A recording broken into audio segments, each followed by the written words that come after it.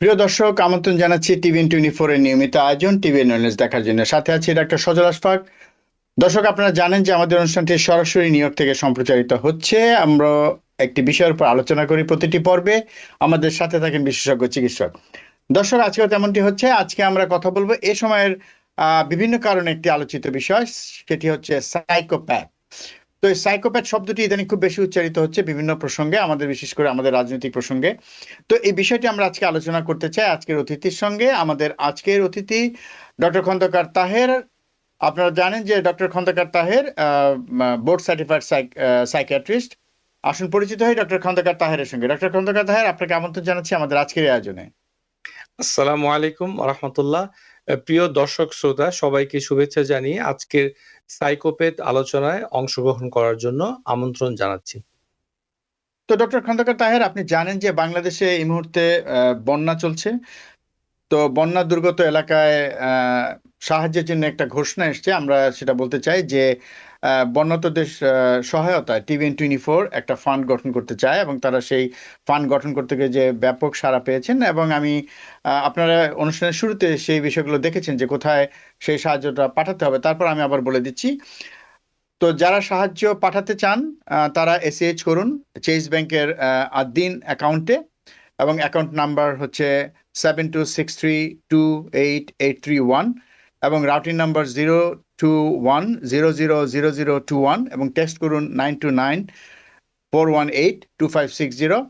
এবং যদি জেলে করতে চান তাহলে bdflat2024@gmail.com আপনারা জেলে করতে পারেন, অথবা যদি ডাকযোগে সহায়তা পাঠানোর চিন্তা ভাবনা করে থাকেন, সেক্ষেত্রে ঠিকানা হচ্ছে BD flood relief, 3719 57th street, Woodside, 11377 এই ঠিকানায়। তো দর্শক, আলোচনায় চলে যাচ্ছি। ডক্টর খন্দকার তাহের, আজকের যে বিষয়টি, সেটা এই মুহূর্তে বাংলাদেশের রাজনৈতিক প্রেক্ষাপটে খুবই আলোচিত একটি বিষয়, সেটি হচ্ছে সাইকোপ্যাথ। কথাটি বিভিন্ন জায়গায় উচ্চারিত হচ্ছে।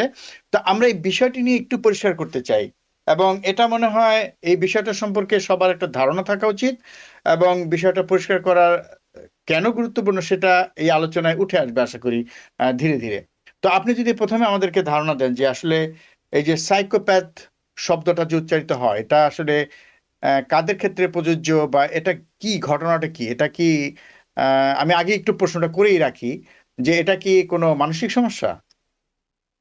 আচ্ছা, ধন্যবাদ ডক্টর আশফাক। প্রিয় দর্শক শ্রোতা, আমরা বর্তমান বাংলাদেশের প্রেক্ষাপটে সাইকোপ্যাথ কথাটা মিডিয়া এবং গণমাধ্যমে আমরা শুনতে পাচ্ছি, এবং সবাই সেটি বলা বলি করছে।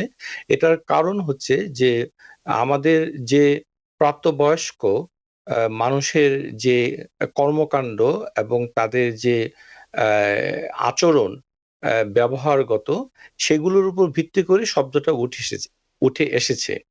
সাইকোস এই শব্দটি গ্রিক শব্দ, অর্থাৎ এর অর্থ হচ্ছে মাইন্ড, মন। আর প্যাথোস শব্দটি হচ্ছে সাফারিং, অর্থাৎ সে যে একটি মন রয়েছে, সেটি সে যে মানে জিনিসটিকে যে মানে মানে সে অনুভূতি নিচ্ছে, এইটার সমন্বয়ে কথাটা এসেছে সাইকোপ্যাথ। আমরা এখানে পরিষ্কারভাবে বলতে চাই যে diagnostic statistical manual of mental illness version 5, এই বইতে সাইকোপ্যাথ এই শব্দটি ব্যবহার করা হয়নি। অর্থাৎ এটি একটি সুনির্দিষ্ট কোনো মানসিক সমস্যা নয়, তবে মানুষের মনন এবং তার আচরণের যে মানে যে প্রকাশ, এটার উপর ভিত্তি করে শব্দটা ব্যবহারের প্রয়োগ রয়েছে। আমরা যদি জিনিসটা আপনাদেরকে বুঝিয়ে বলি, তাহলে চারটি জিনিস আপনাদেরকে বুঝতে হবে। প্রথমে হচ্ছে যে প্রথমে আমরা তিনটি জিনিস বলবো। একটিকে বলা হয় নার্সিসিজম, আরেকটি হচ্ছে সাইকোপ্যাথ, আরেকটি হচ্ছে সোশিওপ্যাথ। তো প্রথমে হচ্ছে নার্সিসিজম এবং সাইকোপ্যাথ জিনিসটির ভিতরে পার্থক্যটা যদি আমরা জেনে নেই। নার্সিসিজম হচ্ছে একটা পার্সোনালিটি ডিসঅর্ডার, অর্থাৎ একজন মানুষের বয়স যখন 18 হয়ে যায় তখন তার ব্যক্তিত্বে কতগুলো বৈশিষ্ট্য ধরা পড়ে। সে বৈশিষ্ট্যগুলো হচ্ছে, এবং বর্তমান বাংলাদেশের রাজনৈতিক প্রেক্ষাপটে একজন প্রধান অভিযুক্ত ব্যক্তির চরিত্রে সে লক্ষণগুলো বিদ্যমান রয়েছে। আমরা প্রথমেই বলবো যে যেই ব্যক্তি নার্সিসিজম এটি একটি ইংরেজি শব্দ। এই জি পার্সোনালিটি ডিসঅর্ডারে যিনি ভোগেন তার কতগুলো বৈশিষ্ট্য থাকে, যেমন সেলফ ইম্পর্টেন্স, তিনি নিজেকে অত্যন্ত গুরুত্ব ভাবেন, তার ভিতরে একটি অ্যারোগেন্স থাকে, অর্থাৎ উগ্র একটি মনোভাব থাকে।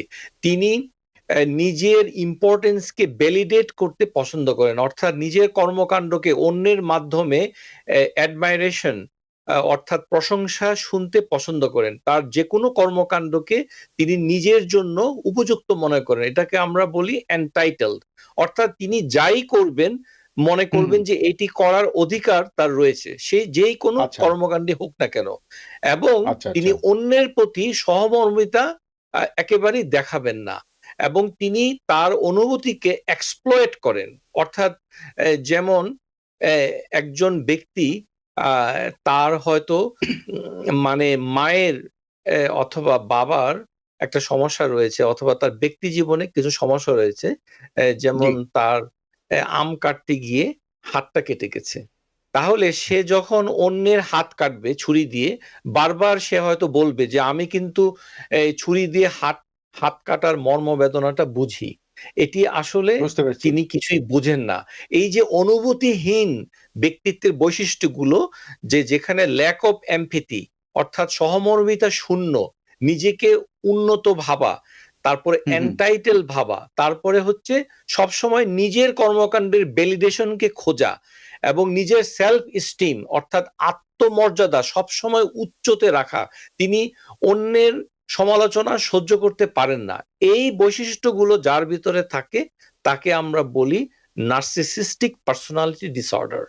বর্তমান আচ্ছা প্রেক্ষাপটে বাংলাদেশের একজন রাজনৈতিক ব্যক্তিত্বের ভেতরে এই বৈশিষ্ট্যগুলো এবং পুরোপুরিভাবেই বিদ্যমান রয়েছে বলে আমাদের মেনে নিতেই হবে। এখন আমরা দেখব যে নার্সিসিস্টিক পার্সোনালিটির সাথে সাইকোপ্যাথের পার্থক্যটা কি। আচ্ছা নার্সিসিস্টিক পার্সোনালিটি ডিসঅর্ডারে যিনি ভোগেন তার কিন্তু দুটো আবেগ বহিঃপ্রকাশ থাকে। একটাকে বলা হুম হয় হুম শেম, মানে লজ্জা পাওয়া, আরেকটি হুম হুম হচ্ছে গিল্টি ফিলিং, নিজের দোষ অনুভব করা, অপরাধী ভাবা অপরাধী ভাবা। এবং হুম হুম সে মানে ওই জিনিসটা করলে আড়ালে আবডালে কিন্তু কিছুটা হলেও নিজের মানে দোষটাকে তার মনে হবে যে কাজটা করা ঠিক মানে হয়নি, হ্যাঁ এবং কাজটার জন্য একটা লজ্জাবোধ হবে অপরাধ বোধ হবে বোধ হবে। কিন্তু যিনি সাইকোপ্যাথ তার হুম হুম ভেতরে ওই দুটো জিনিস একেবারেই থাকবে না, অর্থাৎ সেই আচ্ছা বৈশিষ্ট্যগুলো নার্সিসিজমের ভিতরেই থাকবে, কিন্তু তার গিল্টি ফিলিং এবং শেমনেস, আমরা যেটাকে বলি রিমোর্স ল্যাক, অর্থাৎ হুম একজন হুম সাইকোপ্যাথের 4টি ল্যাকিং থাকবে। একটি হচ্ছে গিল্টি ফিলিংস থাকবে না, অর্থাৎ নিজের ভিতরে কোনো মানে দোষ অন্যায় সেটাকে সে কখনোই বুঝবে না। তারপরে অন্যের প্রতি সহমর্মিতা অথবা সহানুভূতি একেবারেই প্রকাশ করতে পারবে না। তারপরে অন্যের যে অধিকার ভায়োলেট হচ্ছে, কনসার্ন অ্যাবাউট আদার্স, এটিও থাকবে না। আরেকটি ভয়ঙ্কর একটি জিনিস থাকবে না, সেটা হচ্ছে এক্সপ্রেশন অফ ইমোশন, অর্থাৎ লোকটি এমন একটা কাজ করবে, এটি যত ভয়ঙ্করই হোক না কেন তার শরীরের ভেতরে তার কোনো প্রতিক্রিয়া হবে না। উদাহরণ দিয়ে যদি বুঝাই, জি মানে মার্কিন যুক্তরাষ্ট্র এবং পশ্চিমা বিশ্বে আপনি যখন ট্রাফিক রেড লাইট ব্রেক করেন তখন আপনি তার পরিণাম সম্পর্কে আপনার ভিতরে কিছুটা বুক ধড়ফড় এবং ঘাম এবং নিজের ভিতরে নার্ভাসনেসের একটি প্রতিক্রিয়া আসে। এটি হচ্ছে যে মানুষের শরীরে যে অটোনমিক নার্ভাস সিস্টেম রয়েছে, যেখানে তার শরীরে ঘাম হয় এবং হার্টটা রেস করতে শুরু করে, নিজেকে অনেক দুর্বল মনে হয় এবং সে এক পর্যায়ে সে অস্থির বোধ করে। একজন সাইকোপ্যাথের সেই অনুভূতিটা একেবারেই থাকে না।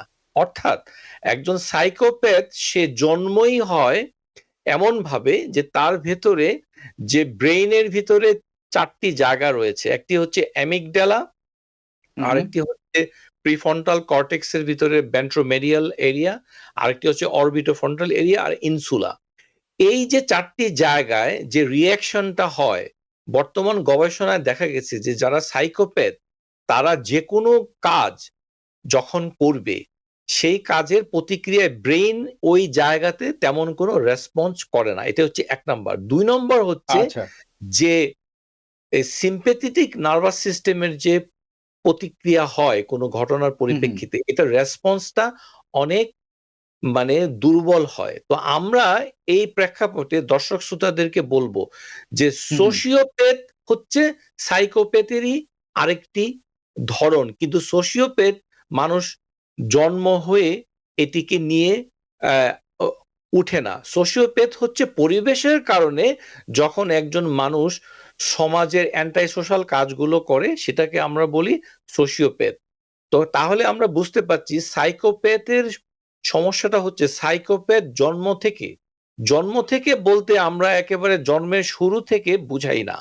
অর্থাৎ একজন সাইকোপ্যাথ যখন সে বড় হয় তার একটা কন্ডাক্ট ডিসঅর্ডার, আরেকটি মানসিক সমস্যা এটি দেখা যেতে পারে আবার নাও যেতে পারে। সেটি হচ্ছে যখন তার বয়স 11 হয় তখন সে 4টি জায়গায় সমস্যা তৈরি করতে পারে। অর্থাৎ মানুষের প্রতি নির্মমতা, cruelty against people or against animal, অর্থাৎ গরু অথবা ছাগল অথবা পোষা বিড়াল অথবা কুকুর, এদের প্রতি নির্দয় আচরণ, অর্থাৎ মানুষের প্রতি নির্দয় আচরণ। তারপরে প্রপার্টি ডিস্ট্রাকশন, যেটা ঘর ভাঙচুর করা, ঘরে আগুন দেওয়া, অথবা থেফট, চুরি করা, অথবা ভায়োলেশন অফ আদার রাইটস। এই যে 4টি জিনিস যদি তার 11 বছর থেকে 15 বছরের ভিতরে থাকে সেটাকে আমরা বলি কন্ডাক্ট ডিসঅর্ডার। সে কন্ডাক্ট ডিসঅর্ডারের ব্যক্তি যখন আরো বড় হয় 15 বছরের পরে 18 বছর হয়ে গেলে আমরা সেটাকে বলি অ্যান্টাই সোশ্যাল পার্সোনালিটি ডিসঅর্ডার। কিন্তু সাইকোপ্যাথ এর থেকে একটু ব্যতিক্রম। তো কাজের দিক থেকে আমরা অপরাধকে 2 ভাগে ভাগ করি। একটাকে আমরা বলি হোয়াইট কালার ক্রাইম, আরেকটাকে বলি blue collar crime. White colour crime হচ্ছে যেমন ঘুষ দেওয়া, মানে চিটিং করা, ধোঁকা দেওয়া, অর্থাৎ অর্থ সম্পদ আত্মসাৎ করা, অন্যের জায়গা মানে দলিল পত্রাদি টেম্পারিং করা ইত্যাদি, এগুলোকে বলা হয় হোয়াইট কালার ক্রাইম। কিন্তু ব্লু কালার ক্রাইম হচ্ছে murder, serial killer, sexual assault, aggression. এই যে ব্লু কালার ক্রাইম, এই ক্রাইমটুকু যে কেউ করতে পারে, একজন সাধারণ মানুষও করতে পারে, একজন সাইকোপ্যাথও করতে পারে।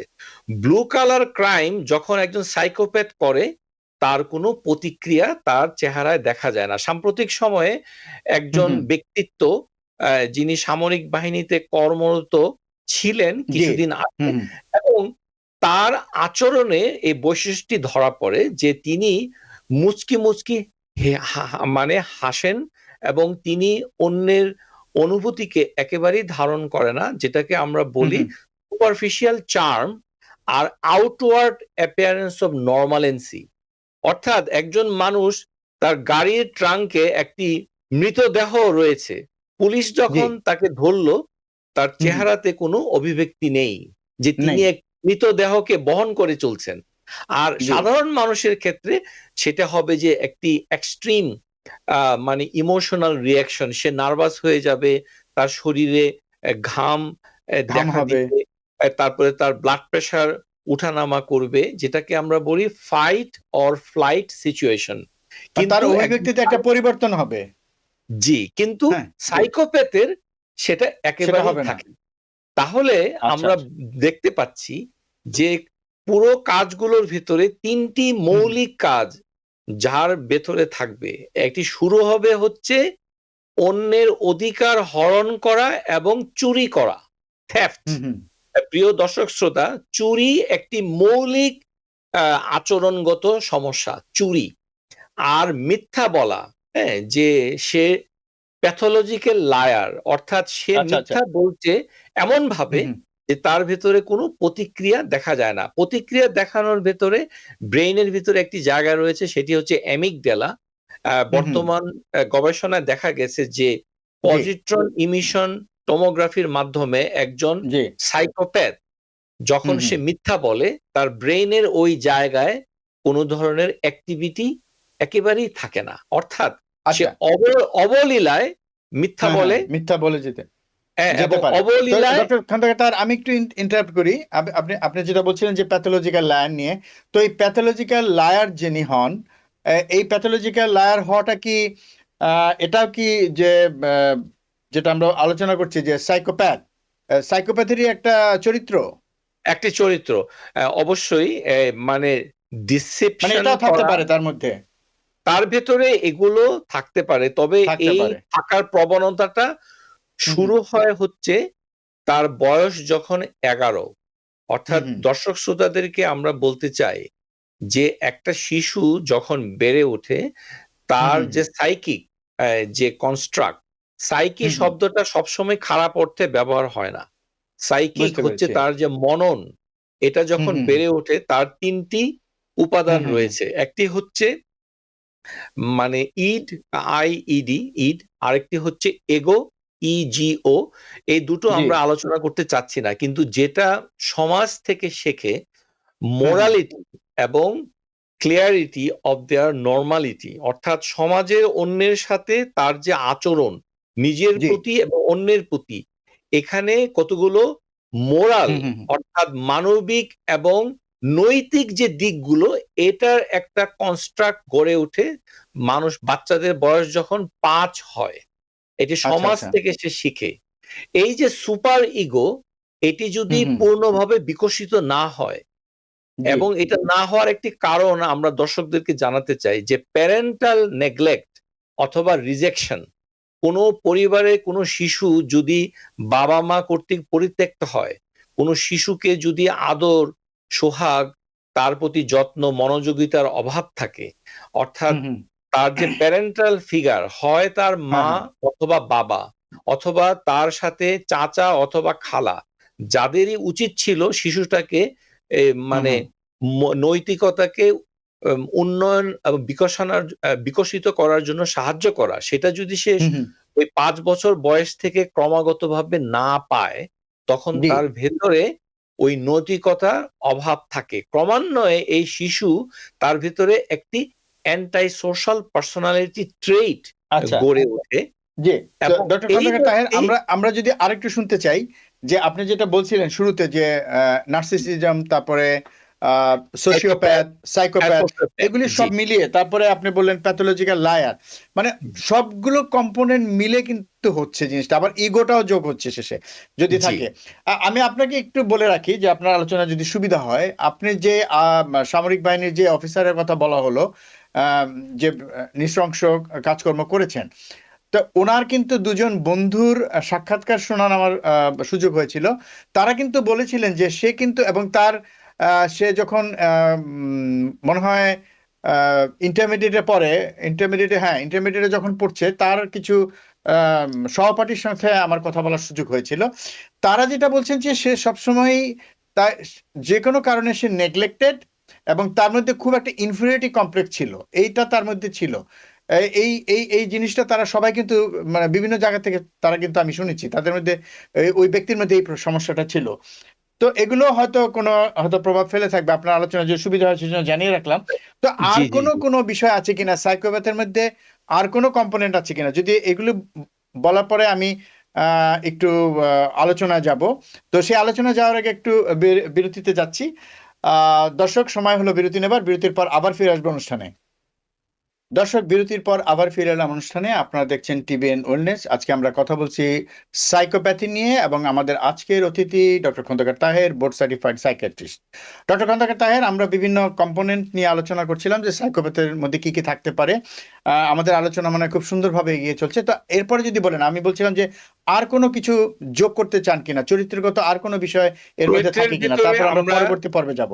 জি, যেটি সাইকোপ্যাথ বলতে আমরা যেটা হুম, মৌলিক যে ডিস্টিংক্ট ক্যারেক্টার, সেটা হচ্ছে যে যে একটি কাজ যখন করা হয়, এটা যদি কোনো ভয়ঙ্কর কোনো কাজ হয়, তখন মানুষের নিজের ইন্টিগ্রিটি অথবা অন্যের ইন্টিগ্রিটি নষ্ট হয়ে যাওয়ার একটি প্রতিক্রিয়া মানুষ সবসময় দেখায়। মানুষকে মানুষের এই প্রতিক্রিয়াটা স্বাভাবিক, অর্থাৎ ব্রেইনের একটি জায়গা যেখানে ফিয়ার রেসপন্স হয়, অ্যামিগডালা। অর্থাৎ আমি যদি একটি সাপ অথবা একটি বাঘের অথবা সিংহের মুখে পড়ি, তখন আমার ভিতরে একটি অটোনমিক নার্ভাস সিস্টেমের অ্যাক্টিভিটি দেখা দিবে। আমি নার্ভাস হয়ে যাব, আমি ভীত হব। আমার ভীত হব। এটি স্বাভাবিক প্রতিক্রিয়া। হ্যাঁ, এবং আরো কিছু শারীরিক প্রতিক্রিয়া হবে, যেটা আমরা সবাই জানি। ঠিক সাধারণত এমনই হয়। ভাবে তার ভিতরে যদি একটা ব্লু কালার ক্রাইম, আমরা আগে বলেছি কর্মকাণ্ডকে আমরা দুই ভাগে ভাগ করি, একটি হচ্ছে জি, white white and collar blue। Crime, আরেকটি হচ্ছে ব্লু কালার ক্রাইম।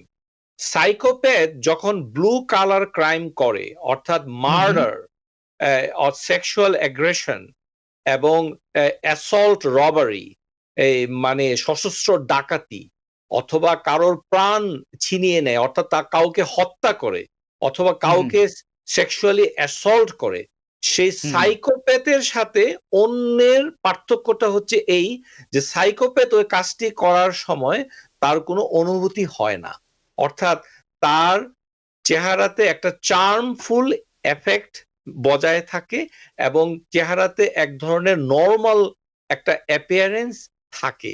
সেই সাথে আমরা এটাকে ব্যাখ্যা করি যে তার ভিতরে থাকে হচ্ছে বোল্ড। এই যে বোল্ড কথাটা আমরা বলছি, BOLD, বোল্ড, এটি নেগেটিভ অর্থে, অর্থাৎ সে কাজটি অবলীলায় করছে, তাতে কোনো হেজিটেশনটা নাই, তার কনসেন্ট্রেশনের স্প্যানটা অনেক ছোট থাকে, সে পরিণামটা চিন্তা না করেই কাজটা করে ফেলে। আরেকটি হচ্ছে সে খুব মিন হয়, মানে সে নিজের স্বার্থে কাজটা করে, অন্যের স্বার্থটা কি সেটা সে দেখতে চায় না। আরেকটি হচ্ছে সে ডিসইনহিবিটেড, অর্থাৎ লোকটি হচ্ছে ইম্পালসিভ। যেমন আমরা উদাহরণ দিচ্ছি যে একজন ব্যক্তি ইচ্ছা করলেই রাস্তাঘাটে মলমূত্র ত্যাগ করতে পারে না, অথবা রাস্তাঘাটে কোনো সেক্সুয়াল অ্যাক্টিভিটি করতে পারে না, সে ইনহিবিটেড হয়, অর্থাৎ তার শরীরের নার্ভাস সিস্টেম তাকে এক ধরনের অবদমন করে রাখে। কিন্তু একজন সাইকোপ্যাথ সেই কাজটুকু যে কোনো জায়গায় এটি করতে তার কোনো দ্বিধা থাকে না।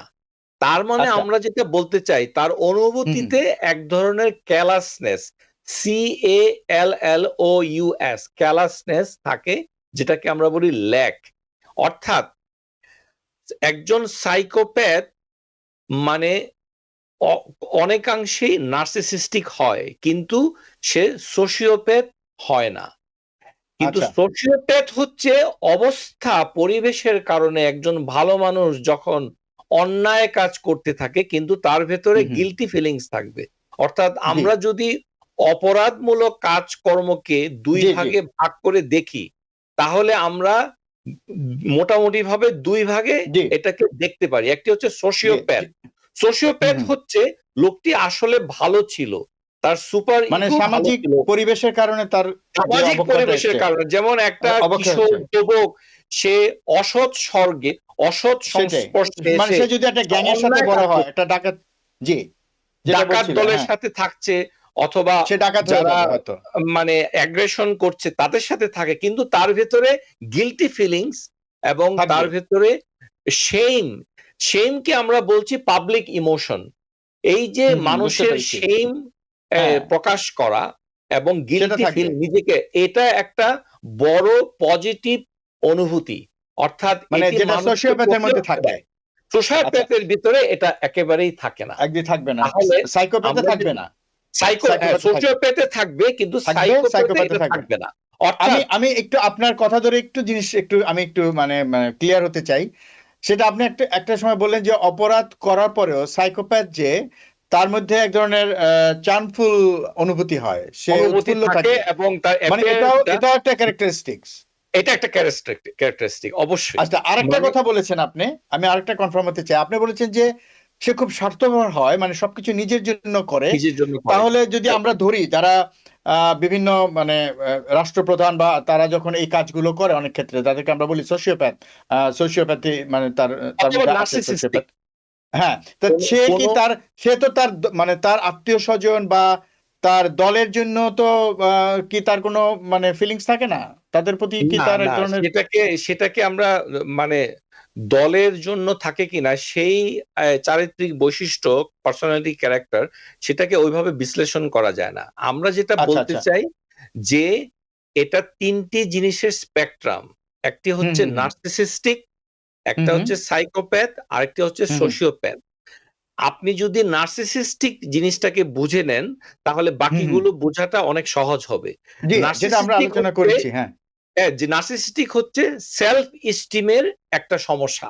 তো সেলফ সমস্যা। এস্টিমের সমস্যা মানে হচ্ছে তার ভেতরে কোনো হুম, অনুভূতি, হুম। সহানুভূতি থাকে না। সে নিজের সেটাই। গুরুত্বটাকে সবসময় বজায় রাখে সবসময় গুরুত্ব দেয়। এবং নিজের কর্মকাণ্ডকে সে এন্টাইটেল, অর্থাৎ নিজে যাই করবে না কেন জি, সেটা জি। অন্যের ক্ষতি হোক অথবা নিজের ক্ষতি হোক, কিন্তু সে মনে হ্যাঁ, হ্যাঁ। করে এটাই তার করার কথা, এটাই তার করতে হবে হওয়ার এবং কথা। এটা সে করেই থাকবে, করতেই আচ্ছা। থাকবে এবং এই সেই জিনিসগুলো আমরা হয়তো আলোচনা করেছি ডক্টর খন্দকার তার, আপনি শুরুতে বলছিলেন এগুলা।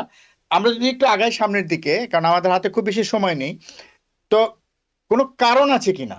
আপনি বলেছিলেন যে আহ, যেহেতু মস্তিষ্কের কিছু সমস্যা থাকে অনেক সময়, আপনি বলছিলেন, তো কোনো কারণ আছে কি, মানে কোনো একটা কারণ তাকে এই পথে ধাবিত করে, নাকি এটা অটোমেটিক্যালি তার মধ্যে আস্তে আস্তে ধীরে ধীরে সবগুলো চরিত্র একটা বয়সের পরে যখন সবগুলো সম্মিলিত ভাবে, তো এটা একটা আত্মপ্রকাশ ঘটে? আমরা এই মানে একজন সাইকোপ্যাথ কিভাবে তার মানুষের মননে বেড়ে ওঠে, এটা সঠিক কারণ আমরা একেবারে পুঙ্খানুপুঙ্খানুরূপে নির্ধারণ অথবা নির্ণয় করতে পারি না। তবে গবেষণায় দেখা গেছে যে সাইকোপ্যাথ যারা, তাদের একটা অতীত ইতিহাস থাকে, যেটা আমরা বলেছি যে জীবনের শুরুতে যদি তার নেগলেক্ট থাকে, মানে হুম, হুম, প্যারেন্টাল ফিগার হুম, হুম, নেগলেক্ট অথবা রিজেকশন যদি থাকে, তখন সেই ব্যক্তির ভেতরে এটা গড়ে ওঠার একটা প্রবণতা থাকে।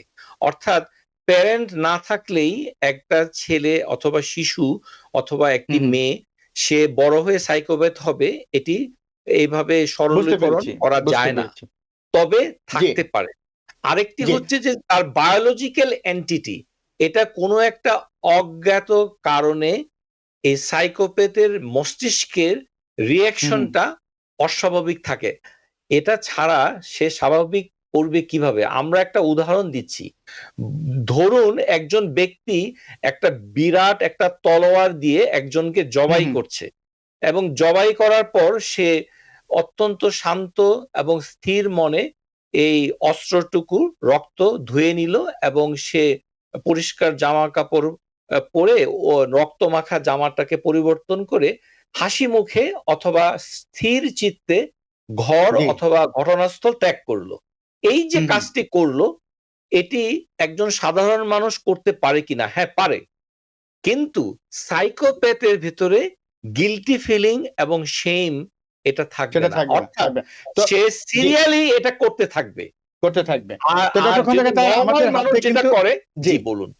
যে আমাদের হাতে কিন্তু সময় নেই। আমার মনে হয় যে কিছু কথা রিপিট হচ্ছে। আমরা এগুলো আলোচনা করেছি। আমরা জি। যে আপনি যেটা বলছেন, এখন যদি আমরা খুব সংক্ষেপে, আমাদের হাতে খুব বেশি সময় নেই, ৫ মিনিটের মতো সময় আছে। তো আপনি যদি সংক্ষেপে বলেন যে এটা, আমি একটা শুরুতে যে প্রশ্নটা করেছিলাম যে এটা কি কোনো মানসিক রোগ? যদি মানসিক হ্যাঁ, রোগ হয় তাহলে তো চিকিৎসার প্রশ্নটা আসে। আর যদি মানসিক রোগ না হয়, এটাকে যদি আমরা অপরাধ হিসেবে গণ্য করি, সেক্ষেত্রে তো সেটার জন্য শাস্তির বা বিধান জি, থাকতে জি। হবে বা করতে আ হবে। ধন্যবাদ। এই মানসিক রোগ অথবা ক্রিমিনাল অ্যাক্ট, এটাকে যদি আমরা নির্ধারণ করতে চাই তাহলে আমাদেরকে বয়সটাকে ১ম এ আমলে নিতে হবে। অর্থাৎ এই ধরনের কাজ যদি ১৫ বছরের আগে কোনো কিশোর অথবা উঠতি তরুণ করে থাকে, তখন আমরা সেটাকে বলি কনডাক্ট ডিসঅর্ডার। সেই ক্ষেত্রে তাকে আমরা সাইকোথেরাপির মাধ্যমে তার বিহেভিয়ার মডিফিকেশন এর একটা প্রচেষ্টা করতে পারি এবং তার প্রবলেম সলভিং স্কিলকে বাড়াতে পারি। সেটি হুম, হুম, হচ্ছে তার ১৫ বছরের আগে হতে হবে।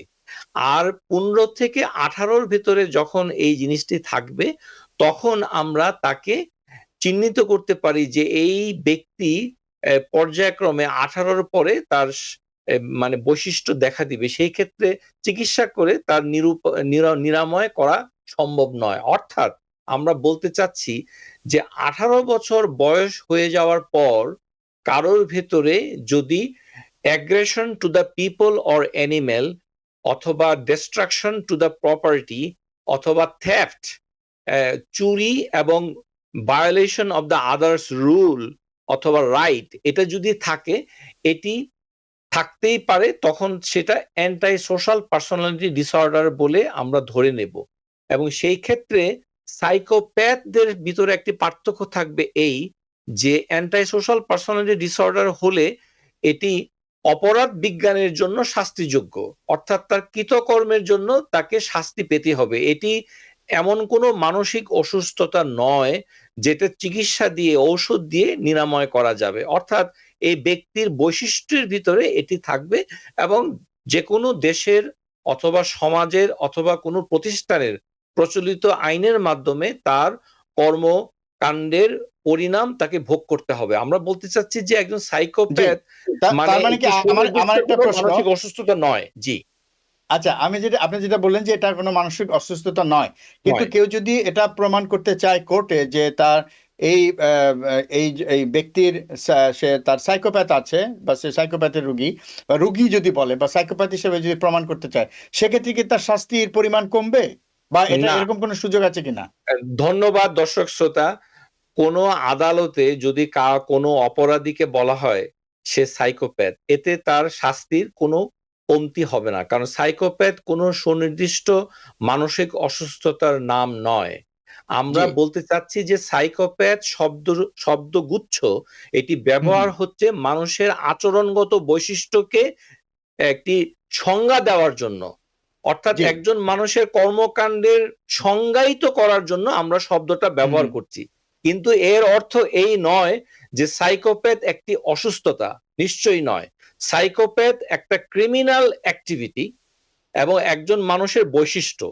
সাধারণত সাইকোপ্যাথ এবং সাধারণ অপরাধীর ভিতরে পার্থক্য হচ্ছে এই, একজন অপরাধী যখন অপরাধ করে তার ভিতরে গিলটি ফিলিংস থাকে, রিমোর্স থাকে, তার ভিতরে শেম থাকে, কিন্তু সাইকোপ্যাথের ওই জিনিসটা থাকে না। কিন্তু উভয়কেই শাস্তির আওতায় আনা সেটি সারা পৃথিবীতে, সমস্ত বিশ্বে, আমেরিকা এবং পাশ্চাত্যে এবং তৃতীয় বিশ্বে, দ্বিতীয় বিশ্বে এবং জাতিসংঘের প্রচলিত যে আইন প্রয়োগের জন্য যে সদস্য দেশভুক্ত প্রতিজ্ঞাবদ্ধ, অর্থাৎ আইনের শাসন যেখানে রয়েছে সেই শাসনের আওতায় সাইকোপ্যাথকে তার নির্ধারিত শাস্তি ভোগ করতেই হবে, সেই শাস্তি যেই পরিমাণই হোক না কেন। অর্থাৎ এটি কোনো মানে মানসিক অসুস্থতা এই শব্দটুকু আমরা ব্যবহার করি না। মেন্টাল ইলনেস এবং এটার দোহাই দিয়ে কোনোভাবেই শাস্তি কমানো সম্ভব না, কোনোভাবেই শাস্তি কমানো সম্ভাবনা নয়, এবং আইনের ফাঁকেও এর কোনো অবকাশ নেই। অনেক ধন্যবাদ ডক্টর খন্দকার তাহের। দর্শক, আমরা বিদায় নেওয়ার আগে সেই ঘোষণাটি আবার দিতে চাই। আপনারা জানেন যে বাংলাদেশে বন্যা কবলিত এলাকায় আমরা একটু আগে বলেছিলাম যে সাহায্যের জন্য, এবং সেই বাংলাদেশে একটা বিরাট অঞ্চল এখন বন্যা প্লাবিত, এবং আমি আবারও বলছি টিভিএন 24 একটা উদ্যোগ নিয়েছেন এবং এই উদ্যোগে আপনারা সাড়া দিতে পারেন। ইতিমধ্যে আমরা ব্যাপক সাড়া পাচ্ছি, এবং যারা সাহায্য পাঠাতে চান তারা এসএইচ করুন চেজ ব্যাংকের আদ্দিন অ্যাকাউন্টে, এবং অ্যাকাউন্ট নাম্বার হচ্ছে 7263288831, এবং অ্যাকাউন্টের যে নামটা যেটা হচ্ছে আদ্দিন ADDEEN, এবং রাউটিং নাম্বার হচ্ছে 021000021। তারপর টেক্সট করতে পারেন 9294182560, জেল করতে পারেন bdflood2024@gmail.com, অথবা ডাকযোগে আপনারা কিন্তু সহায়তা পাঠাতে পারেন। সেক্ষেত্রে ঠিকানা হচ্ছে BD Flood Relief, 3719 57th Street, Woodside 11377 এই ঠিকানায়। এবং আপনারা এই ব্যাপারে প্রায়শই আমাদের টিভি স্ক্রিনে আপনারা যদি লক্ষ্য রাখেন, এ ব্যাপারে কিন্তু বিভিন্ন তথ্য দেখানো হচ্ছে ভিডিও চিত্রের মাধ্যমে, আপনারা সেগুলো দেখতে পারেন। এবং এভাবে আমাদেরকে সহায়তা করতে পারেন। বন্যার্থদের সহায়তার জন্য আপনারা এগিয়ে আসুন, এটাই আমাদের পক্ষ থেকে আজকের এই অনুষ্ঠানের মাধ্যমে আপনাদেরকে জানাতে চাই। সবাই এগিয়ে আসুন। আরেকটি কথা, আজকের এই আলোচনায় আমরা চেষ্টা করেছি সাইকোপ্যাথ নিয়ে আলোচনা করতে, এবং সাইকোপ্যাথ যেটা আজকের বিশেষজ্ঞ ডক্টর খন্দকার তাহের বললেন যে সাইকোপ্যাথ কোনো মানসিক সমস্যা না, এটা অপরাধ বিজ্ঞানের আওতাভুক্ত একটি বিষয়, কিন্তু কাদের মধ্যে এগুলো হয় সেই বিষয়গুলো আলোচনা করেছি। কি কি ধরনের উপসর্গ থাকে, কি কি ধরনের চরিত্রগত বিষয় থাকে, সেগুলো আমরা আলোচনা করার চেষ্টা করেছি। এবং এই সাইকোপ্যাথ হলেই অনেকেই ধারণা করছেন যে কারো যদি সাইকোপ্যাথ থাকে, তখন যদি সে কোর্টে দাবি করে যে এই লোকের সাইকোপ্যাথ আছে, সাইকোপ্যাথের রোগী সে, সেক্ষেত্রে রোগী বলাটা ভুল হচ্ছে, যে তার মধ্যে সাইকোপ্যাথির উপসর্গগুলি যদি থাকে সেক্ষেত্রে তার হয়তো সেক্ষেত্রে শাস্তি কিছুটা কমিয়ে দেওয়া হতে পারে। তো আসলে ডক্টর খন্দকার তাহের যেটা বলেন সেটা কোনোভাবেই সম্ভব না। তার শেষ কথা থেকে আমরা সেটাই বুঝলাম। ডক্টর খন্দকার তাহের, আপনাকে অনেক ধন্যবাদ আমাদেরকে এরকম একটি গুরুত্বপূর্ণ বিষয় নিয়ে আলোচনা করার জন্য। আপনি ভালো থাকবেন। দর্শক শ্রোতাদের অত্যন্ত ধন্যবাদ। দর্শক যারা এতক্ষণ আমাদের সাথে ছিলেন, আপনাদেরকে অনেক অনেক ধন্যবাদ। আগামীতে আবার দেখা হবে অন্য কোনো বিষয় নিয়ে। সবাই ভালো থাকবেন, সুস্থ থাকবেন। আল্লাহ হাফেজ।